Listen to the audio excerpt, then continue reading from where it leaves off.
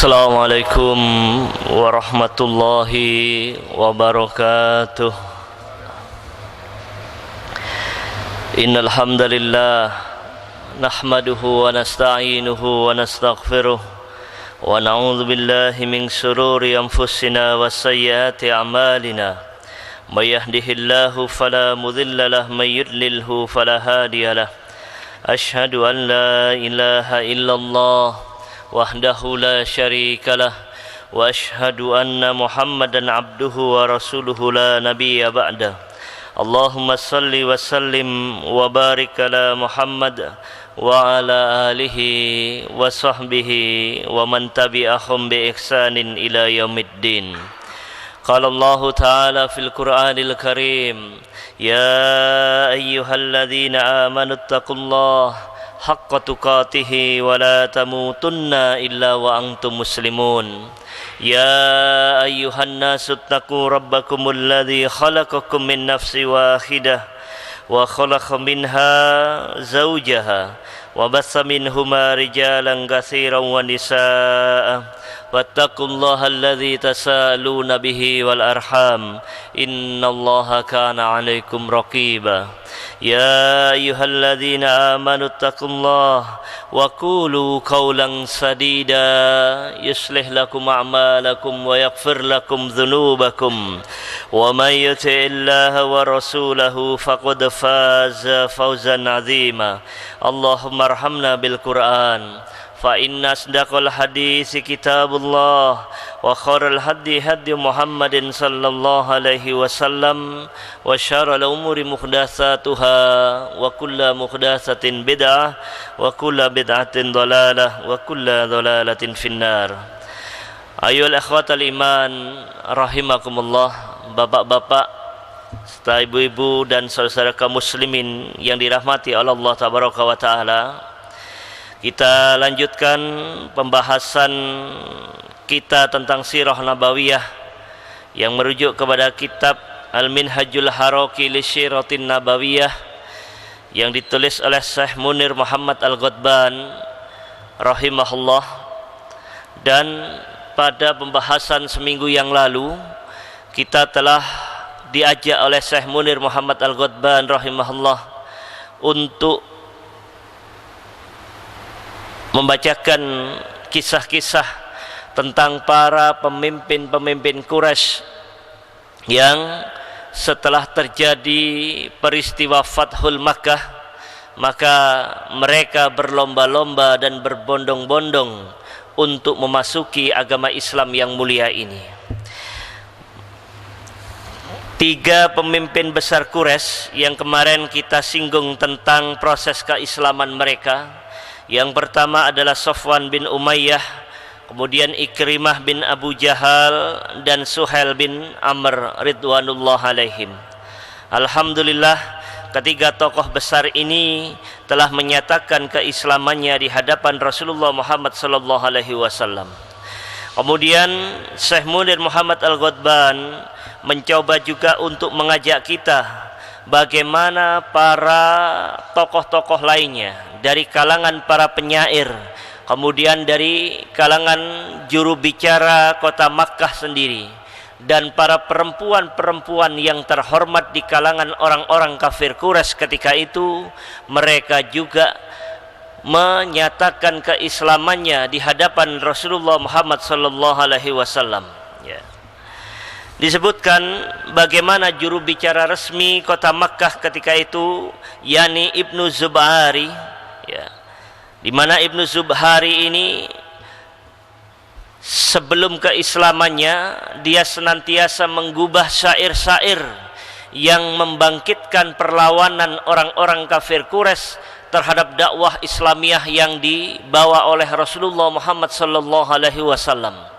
Yang motivasi orang-orang kafir Quraisy untuk tetap memberikan permusuhan dan perlawanan atas seruan keislaman yang dibawa oleh Rasulullah sallallahu alaihi wasallam, ya, melalui syair-syairnya.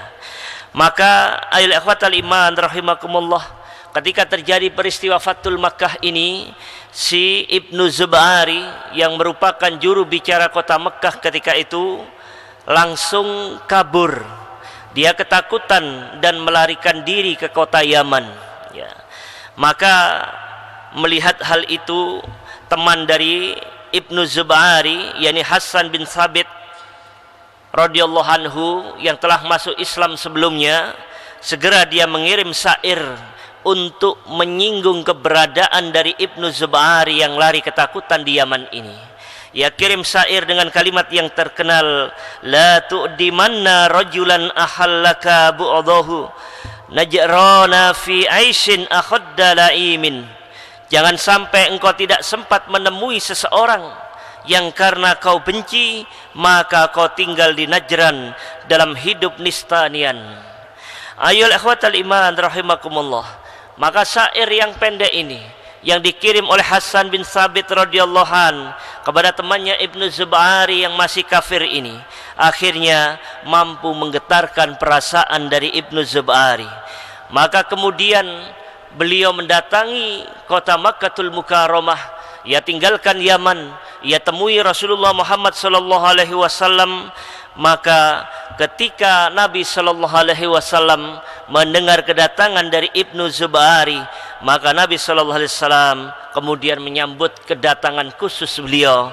Bahkan kemudian Nabi mengatakan kepada para sahabat tentang Ibnu Zub'ari dengan kalimat, inilah Ibnu Zub'ari, dia datang dengan wajah diliputi oleh cahaya keislaman.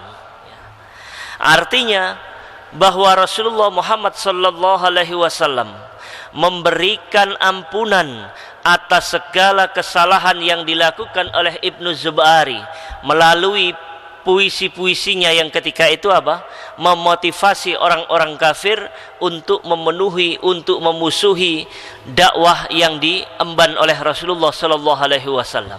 Ya.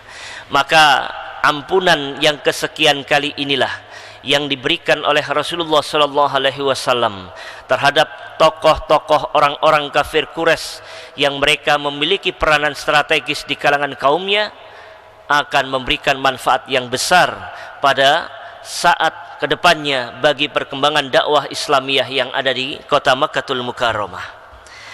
Ma'asyiral muslimin rahimakumullah. Kemudian sejarah juga mencatat tokoh penyair lainnya yang juga menyatakan keislamannya, yakni Ka'ab bin Zuhair, di mana Ka'ab bin Zuhair ini pun juga lari ketakutan ke kota Taif. Ya.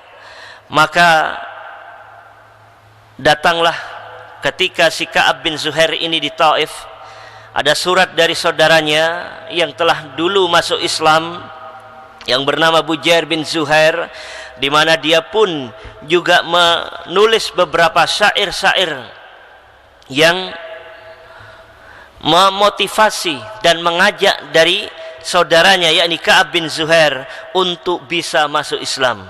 Di mana Ka'ab ketika itu membaca surat yang berupa syair dari saudaranya yang bernama Bujair bin Zuhair ini, dikatakan mamuballagi Ka'ban fahallaka fillati talumu 'alaiha batilan wa hiya ahzam ilallahi lal uzza wa lal latta wahdah fatanju idza kana an-naja'u wa tuslimu ladai yaumin la yanju wa laysa bimuflitin minan nasi ila tahirul qalbi muslim fadinun zuhairin wa huwa la syai'a dinuhu wa dinu abi sulma alayya muharramu.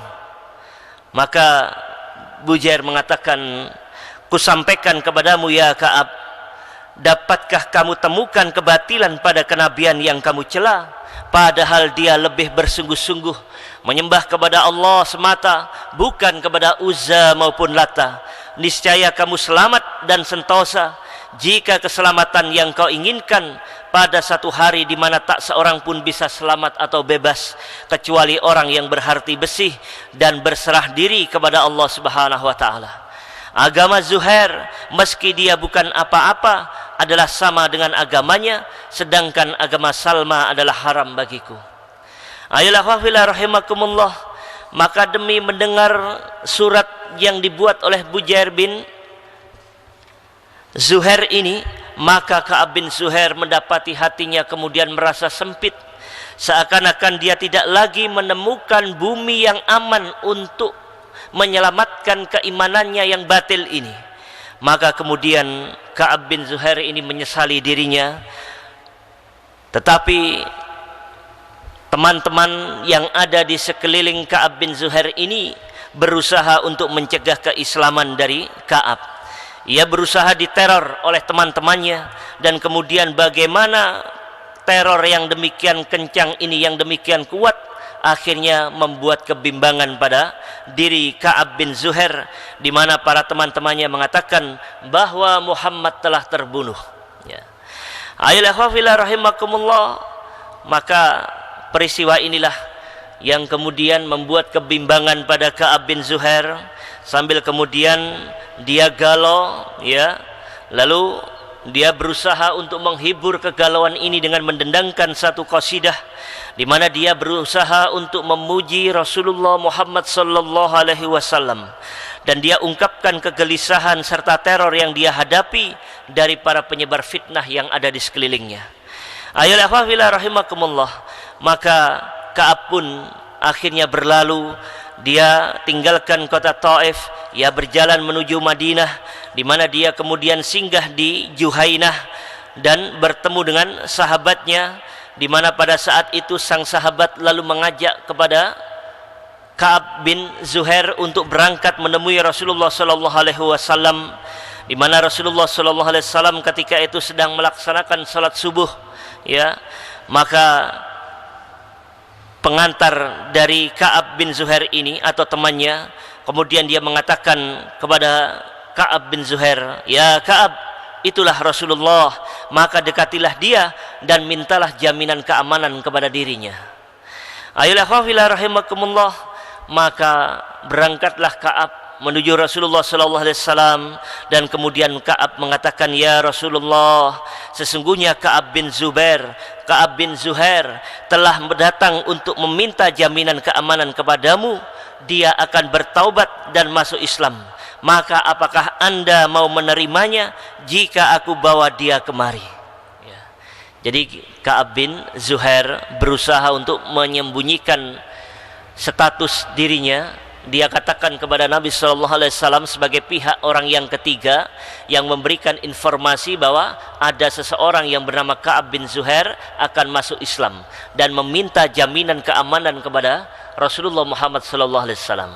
Dia tidak mengatakan bahwa dirinya adalah Ka'ab bin Zuhair, karena mungkin rasa takut akibat kesalahan-kesalahan yang pernah ia perbuat pada masa jahiliyah. Maka apa tanggapan Nabi sallallahu alaihi wasallam? Maka Nabi mengatakan, "Kalau begitu baiklah, saya akan berikan jaminan keamanan kepada Ka'ab bin Zuhair." Maka demi mendengar kalimat yang sangat menyejukkan ini, lalu Ka'ab mengatakan, "Jika begitu ya Rasulullah, akulah sesungguhnya Ka'ab bin Zuhair." Maka ayat ikhwatal iman rahimakumullah, akhirnya Ka'ab bin Zuhair ini menyatakan keislamannya di hadapan Rasulullah Muhammad sallallahu alaihi wasallam. Namun demikian, ada satu kisah ketika Ka'ab bin Zuhair, sebagaimana disebutkan oleh Ibnu Ishaq di dalam sirahnya, ketika Ka'ab hendak menyatakan keislamannya ini, tiba-tiba muncul seorang sahabat Ansor, ya, di mana seorang sahabat Ansor ini kemudian mengatakan kepada Rasulullah sallallahu alaihi wasallam, "Ya Rasulullah, biarkan aku mengutus musuh Allah ini, biarlah dia aku penggal lehernya." Ya. Maka sikap sahabat Ansar yang ingin memenggal kepala dari Ka'ab bin Zuhair ini dicegah oleh Rasulullah sallallahu alaihi wasallam dengan kalimat, "Tinggalkanlah dia, sesungguhnya dia datang untuk bertobat dan masuk Islam." Ya.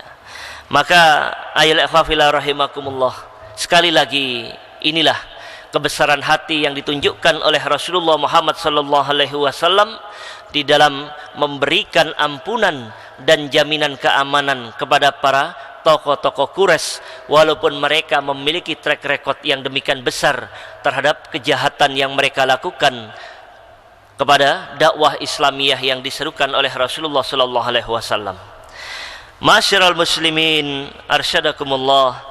Maka Syekh Munir Muhammad Al-Ghadban pun kemudian mengajak kepada kita untuk mengikuti bagaimana proses keislaman yang juga dilakukan oleh para wanita, oleh para tokoh-tokoh wanita Quraisy, di mana mereka pun dengan segala perbuatan dosa yang mereka lakukan pada masa jahiliyah, tetapi mereka mendapatkan ampunan oleh Rasulullah sallallahu alaihi wasallam. Tercatat ada sekitar 10 wanita tokoh Quraisy yang menyatakan keislaman mereka di hadapan Rasulullah sallallahu alaihi wasallam. Di antaranya adalah Hindun binti Utbah yang merupakan istri dari Abu Sufyan, di mana sang suaminya telah masuk Islam terlebih dahulu. Kemudian Ummu Hakim binti Haris, di mana Ummu Hakim ini adalah istri dari Ikrimah bin Abi Jahal, di mana Ummu Hakim ketika itu sempat menyusul Ikrimah sang suami yang kabur ke Yaman untuk diajak pulang ke Mekah dan menemui Nabi sallallahu alaihi wasallam untuk masuk Islam. Lalu Bugum binti Mu'azzal yang merupakan istri Safwan bin Umayyah, dan kita tahu bagaimana Safwan bin Umayyah merupakan 3 dari 3 tokoh besar Quraisy yang menyatakan keislamannya terlebih dahulu. Lalu Fatimah binti Walid bin Mughirah, Hindun binti Munabbih bin Hajjaj, lalu Ummu Abdillah bin Amr bin As, dan lain sebagainya. Mereka inilah yang kemudian datang kepada Nabi sallallahu alaihi wasallam pada saat Rasulullah sallallahu alaihi wasallam sedang singgah di Abtah dengan didampingi 2 orang istri beliau dan anak beliau yang bernama Fatimah. Ayyuhal ikhwatal iman rahimakumullah. Ada juga beberapa perempuan dari Bani Abdul Muthalib dan lain sebagainya. Maka perempuan-perempuan Quraisy ini kemudian menyatakan baiat keislamannya mereka di hadapan Rasulullah sallallahu alaihi wasallam. Tentu kita tahu bagaimana baiat para perempuan ini tidak pernah menyentuh tangan mereka, sekedar mengucapkan baiat keislamannya tapi dirinya. Bahkan bagaimana Nabi sallallahu alaihi wasallam mengingatkan kepada kita, demi Allah, sesungguhnya jarum yang panas yang tertusuk kepada kulitku ini jauh lebih aku sukai daripada aku menyentuh seorang perempuan yang tidak halal bagiku. Ayolah wafila rahimakumullah. Maka Hindun binti Utbah, yang kita tahu bagaimana Hindun ketika itu memiliki track record kejahatan yang sangat luar biasa, yang kalau sejarah diungkapkan demikian menyakitkan perasaan itu pada diri Rasulullah sallallahu alaihi wasallam. Kita tahu bagaimana Hindun ketika mendapati keluarganya, bapaknya dan saudara-saudaranya banyak yang terbunuh dalam peristiwa Ghazwatul Badar, perang Badar, maka Hindun kemudian memiliki dendam kesumat terutama kepada pamannya Rasulullah sallallahu alaihi wasallam yang bernama Hamzah bin Abdul Muthalib. Maka Hindun kemudian ketika itu pada saat menjelang pertempuran Uhud, Ghazwatul Uhud, Hindun memilih seorang pembunuh bayaran yang bernama Wahsy, yang ketika itu Wahsy pun juga masih jahiliyah. Maka dengan Wahsy inilah Hindun kemudian berhasil membunuh Rasulullah Hamzah bin Abdul Muthalib, paman dari Rasulullah Muhammad sallallahu alaihi wasallam. Dan tidak sekedar ditombak mati saja, tetapi Hindun binti Utbah dengan dendam kesumatnya, dia mengambil pisau dan kemudian mencabik-cabik tubuh dari mayat Hamzah bin Abdul Muthalib radhiyallahu an, dan kemudian ia mengambil jantungnya. Tetapi Allah tabaraka wa taala menjaga jasad dari si Hamzah bin Abdul Muthalib ini radhiyallahu anhu. Walaupun ketika itu Hindun melumat-lumat hatinya, tetapi Allah tabaraka wa taala melindungi hati dari Hamzah bin Abdul Muthalib radhiyallahu an ini, sehingga hati itu tidak bisa dihancurkan oleh giginya dari Hindun binti Utbah ini. Ayolah fafillah rahimakumullah. Maka melihat dirinya yang penuh dengan dosa besar inilah, Hindun kemudian mengendap-endap, dia berusaha bersembunyi dari hadapan Rasulullah sallallahu alaihi wasallam. Maka ketika Nabi sallallahu alaihi wasallam mengatakan kepada para perempuan Quraisy ini, Nabi katakan, aku membaiat kalian, janganlah menyekutukan Allah dengan apapun juga. Maka kemudian Umar bin Khattab radhiyallahu an meneruskan baiat itu kepada para perempuan Quraisy dengan mengulangi kalimat, janganlah menyekutukan Allah dengan apapun juga. Maka ketika Nabi kemudian juga melanjutkan, dan janganlah kalian mencuri. Nabi katakan di hadapan para perempuan Quraisy ini, maka tiba-tiba Hindun menyela. Dia mengatakan, sesungguhnya Abu Sufyan itu lelaki yang pelit ya Muhammad. Saya suka sekali mengambil sebagian hartanya. Saya suka mencuri harta sebagian dari suamiku yang pelit ini. Maka bolehkah itu? Ayolah rahimakumullah. Ketika Hindun memprotes dengan kalimat ini, kebetulan ketika itu ada Abu Sufyan sang suami yang ada di sekitar para wanita Quraisy ini. Maka Abu Sufyan yang saat itu mendengar perkataan protes istrinya, maka dia mengatakan, apa saja yang telah kamu ambil adalah halal bagimu. Ini kalimat pengesahan dari Abu Sufyan atas sikap istrinya yang mengambil hartanya untuk nafkah bagi dirinya. Karena Abu Sufyan juga sadar, sebagaimana diungkapkan oleh Hindun binti Utbah, bahwa dia adalah termasuk lelaki yang pelit di dalam memberikan nafkahnya. Maka ayat ikhwafillah rahimakumullah, Nabi Muhammad SAW kemudian tertawa mendengar percakapan suami istri ini, dan Nabi mengetahui bahwa ada Hindun binti Utbah, sang pembunuh pamannya yang bernama Hamzah bin Abdul Muthalib. Maka Nabi kemudian mengatakan, apakah kamu ini Hindun? Maka Hindun kemudian mengatakan, benar ya Rasulullah. Maka maafkanlah aku atas dosa-dosaku yang telah lampau. Maka ayat ikhwafillah rahimakumullah, lihatlah sekali lagi kebesaran hati yang ditunjukkan oleh Rasulullah Muhammad SAW kepada para musuh-musuhnya. Walaupun sang musuh itu telah banyak memberikan luka batin yang demikian kuat dengan cara membunuh paman yang beliau cintai, yakni Hamzah bin Abdul Muthalib, maka jawaban yang diberikan oleh Rasulullah SAW atas keinginan dari Hindun binti Utbah untuk bisa memaafkan kesalahannya, Nabi katakan, semoga Allah memaafkan kamu ya Hindun. Maka Rasulullah SAW lalu melanjutkan kalimat-kalimat untuk proses baiat keislaman di kalangan para wanita Quraisy. Maka Nabi mengatakan, dan janganlah kalian para wanita itu berzina. Maka Hindun kemudian sekali lagi mengatakan, apakah ada wanita merdeka yang berzina ya Rasulullah? Tetapi kalimat Hindun ini tidak diteruskan, tidak direspon oleh Nabi. Dan Nabi lanjutkan, dan jangan pula mereka membunuh anak-anak mereka. Maka kalimat ini yang kembali mengingatkan Hindun binti Utbah. Dia kemudian menyela kalimat Nabi yang mengatakan, dan jangan pula mereka membunuh anak-anak mereka. Maka Hindun kemudian menukas dengan mengatakan, kami telah mengasuh anak-anak sejak kecil, tapi setelah besar kamulah ya Muhammad yang telah membunuh mereka di perang Badar. Kalian dan mereka lebih tahu untuk urusan itu. Ya. Seakan-akan apa?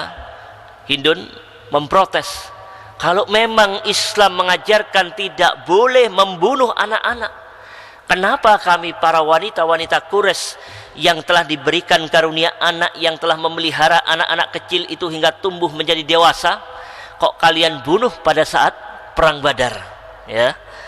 Maka protes Hindun ini kemudian ditertawakan sama Umar bin Khattab radhiyallahu an, sedangkan Nabi SAW hanya tersenyum kemudian mengatakan, dan janganlah mereka mengada-ada kedustaan. Ya. Sebab kita tahu namanya perang, ya, kalau tidak membunuh ya dibunuh. Demikian pula berlaku kepada para lelaki Badar, lelaki Quraisy, lelaki dari Makkahul Mukarramah yang mereka berangkat dalam sebuah Ghazwatul Badar, yang mereka memiliki niat untuk berperang, maka mereka pun juga harus tahu resikonya. Kalau mereka tidak membunuh kaum muslimin, maka mereka pun juga akan dibunuh oleh kaum muslimin. Dan ini sebuah konsekuensi perang yang tidak bisa dihindari. Ayolah ikhwafillah rahimakumullah.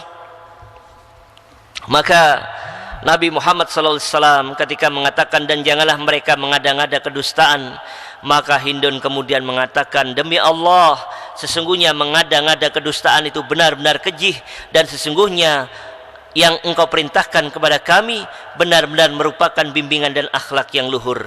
Kemudian Nabi juga mengatakan, dan janganlah mereka mendurhakai aku mengenai kebajikan. Dan Hindun juga mengatakan, demi Allah ya Muhammad, kami duduk di tempatmu ini, sedangkan dalam hati kami tidak ada niat sedikit pun untuk durhaka kepada dirimu. Ayolah fatal iman rahimakumullah. Maka setelah proses baiat keislaman ini, disebutkan Hindun pulang ke rumahnya. Apa yang dilakukan Hindun? Dia segera menghancurkan sesembahannya, menghancurkan patung-patung berhala yang selama ini dipakai untuk menyembahnya, ya. Maka patung-patung itu kemudian ia hancurkan sambil Hindun mengatakan, selama ini kami terperdaya gara-gara kamu, ya.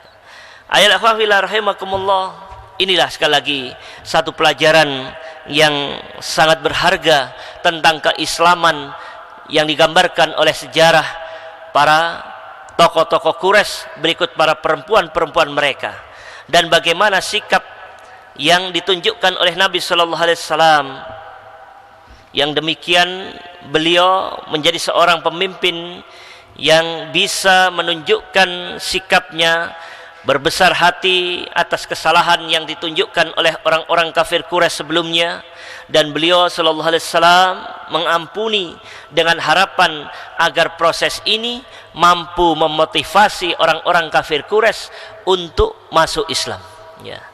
Jelas ini adalah sebuah strategi yang sangat rapi, strategi yang sangat baik, dan sebuah kebijakan yang sangat menguntungkan bagi dakwah Islamiyah di kemudian harinya. Ini perlu sekali lagi bagaimana terkadang sebuah pergerakan Islam bisa memaafkan para tokoh-tokoh yang berbuat kejahatan terhadap dakwah Islamiyah.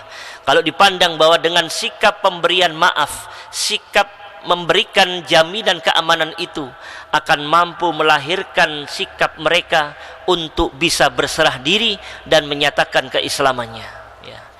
Jadi tidak semuanya para musuh-musuh itu harus dihadapi dengan pedang. Kalau seandainya para musuh-musuh itu didapati tidak memberikan manfaat apapun, bahwa mereka tidak juga diharapkan keislamannya akan datang, maka mereka pun akan dihadapkan dengan hukuman-hukuman sebagaimana Nabi SAW telah mempraktekkan bahwa pedang terkadang juga harus berbicara terhadap para musuh-musuh Allah dan Rasulnya. Namun demikian juga kelembutan hati beliau Sallallahu Alaihi Wasallam ini pun juga harus menjadi sebuah keteladanan agar mereka orang-orang kafir ini bisa juga mengikuti keislaman yang sangat mulia ini, ya. Ayolah rahimakumullah, ya. Bagaimana simpatiknya Hindun ini dengan sikap kelemah lembutan Rasulullah Sallallahu Alaihi Wasallam, sampai-sampai Hindun mengatakan, demi Allah ya Muhammad, semula di muka bumi ini tidak ada orang yang lebih aku sukai selain dirimu, seorang dari warga rumahmu dan kemahmu yang dihinakan. Tetapi kini demi Allah, tidak ada lagi yang lebih aku sukai di muka bumi ini selain jika ada seorang dari warga rumahmu dan kemahmu yang dimuliakan. Maka Nabi kemudian menyambut pujian dari Hindun ini dengan mengatakan, demikian pula aku terhadapmu ya Hindun, demi Allah yang mengenggam jiwa Muhammad sallallahu alaihi wasallam.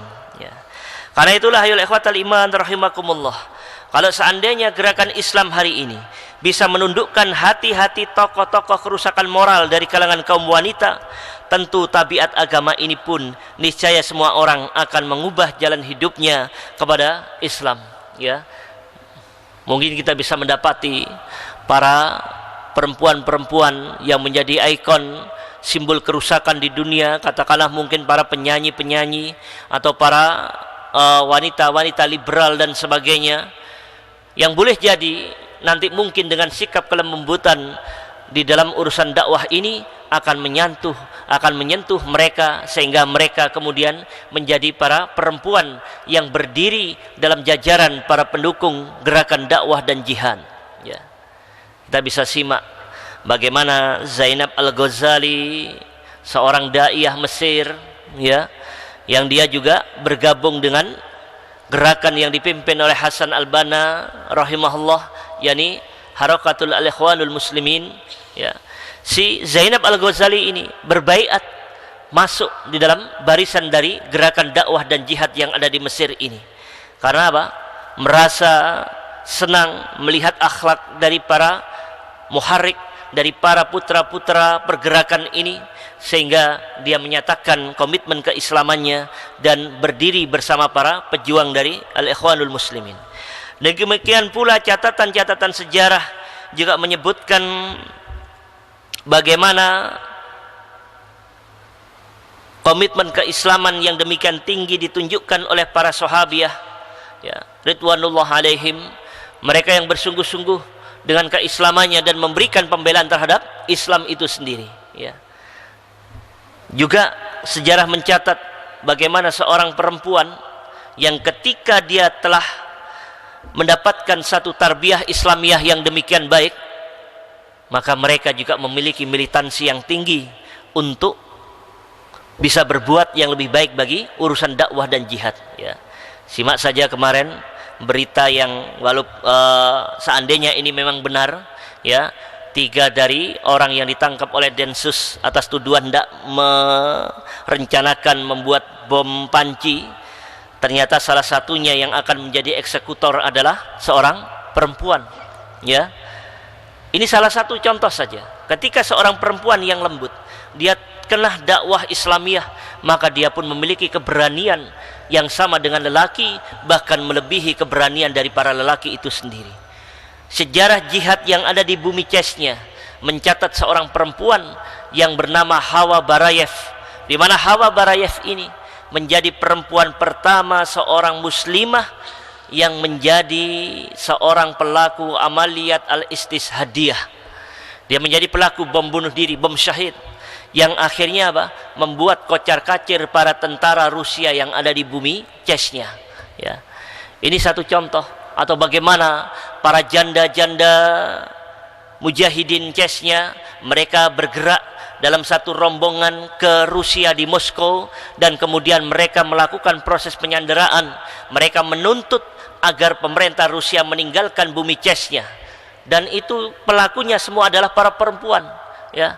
Mereka bercadar memasuki arena pertunjukan satu kegiatan seni yang ada di Moskow, dan mereka kemudian menyandera seluruh penghuni atau penikmat dari acara konser tersebut, sampai akhirnya para perempuan ini dilumpuhkan oleh tentara khusus Rusia, ya, OMON, yang membuat mereka akhirnya terbunuh semuanya. Semoga Allah Subhanahu wa taala mencatat mereka sebagai para syuhada di sisinya atas kesungguhan mereka untuk berpartisipasi memperjuangkan kehormatan kaum muslimin yang ada di bumi Chechnya. Ini kemudian beberapa contoh lainnya bagaimana para perempuan-perempuan yang mereka mempertahankan keislamannya, Fatimah yang ada di Irak dan sebagainya. Kemudian kita kenal juga para mujahidah-mujahidah yang dari bumi Syam, dari bumi Suriah, bagaimana mereka membaktikan dirinya menjadi perempuan-perempuan yang siap menjadi martir. Kemudian juga bagaimana para ibu-ibu kaum muslimin yang ada di bumi Palestina, mereka mentarbiah putra-putra mereka, mereka mengikhlaskan anak-anak mereka untuk menjadi martir guna melawan penjajahan yang dilakukan oleh Israel, ya. Ini sering kali kita dapati peranan yang mereka mampu berikan untuk dakwah Islamiyah ini. Atau bagaimana di antara mereka para perempuan-perempuan mukminah ini, mereka berani menikahi seorang lelaki yang dinyatakan buron dalam satu negeri, ya. Dan ini membutuhkan keberanian yang luar biasa, menikahi seorang lelaki yang dinyatakan buron oleh sebuah pemerintah. Sampai-sampai seorang pengamat terorisme mengatakan, saya tidak habis pikir apa yang ada di otak si perempuan ini, bagaimana mau-maunya dia menikahi seorang lelaki yang sudah dinyatakan buron, ya. Dan ini membutuhkan keberanian yang sangat luar biasa, ya. Ayolah fawila rahimakumullah. Maka inilah sekali lagi perkara-perkara yang coba disajikan oleh sejarah lemah lembut dalam sebuah proses penyajian dakwah ini, agar dakwah ini nampak sebagai satu aktivitas yang ramah lingkungan, satu aktivitas yang mampu menggerakkan dan memberikan motivasi kepada orang-orang yang belum mendapatkan hidayah agar mereka menjadi orang-orang yang tersentuh dengan dakwah itu sendiri. Maka insya Allah ketika sentuhan-sentuhan dakwah yang lembut ini, yang sesuai dengan fitrah para manusia, karena mereka hakikatnya ingin mendapatkan satu hidayah yang bisa mengarahkan mereka untuk bisa menikmati keindahan hidup di dunia maupun di akhirat, maka dengan dakwah Islamiyah inilah yang semoga dengan kelemah lembutan ini dakwah itu mampu menjadi sarana untuk pembuka bagi orang-orang kafir, sehingga mereka betul-betul menjadi bagian dari para putra-putra pergerakan dengan keislamannya, yang mereka lalu termotivasi untuk bersama-sama kita menjunjung beban perjuangan ini yang demikian berat dalam urusan dakwah dan jihad. Ma'asyiral muslimin rahimakumullah, maka inilah beberapa perkara-perkara yang disebutkan oleh Syekh Munir Muhammad Al-Ghadban untuk menunjukkan ayat-ayat Allah Subhanahu wa taala di Quran surat An-Nasr, "Idza jaa nasrullahi wal fath wa ra'aitan nasa yadkhuluna fi dinillahi afwaja fasabbih bihamdi rabbika wastaghfir innahu kana tawwaba." Apakah jika telah datang pertolongan Allah dan kemenangan, dan kamu lihat manusia masuk agama Allah dengan berbondong-bondong, maka bertasbihlah dengan memuji Rabbmu dan mohonlah ampun kepadanya, sesungguhnya Dia adalah Maha penerima taubat. Aqulu qouli hadza wa astaghfirullahu li wa lakum. Subhana rabbika rabbil izzati amma yasifun wa salamun alal mursalin walhamdulillahi rabbil alamin. Subhanakallahumma wa bihamdika nashhadu an la ilaha illa anta nastaghfiruka wa natubu ilaik. Assalamualaikum warahmatullahi wabarakatuh.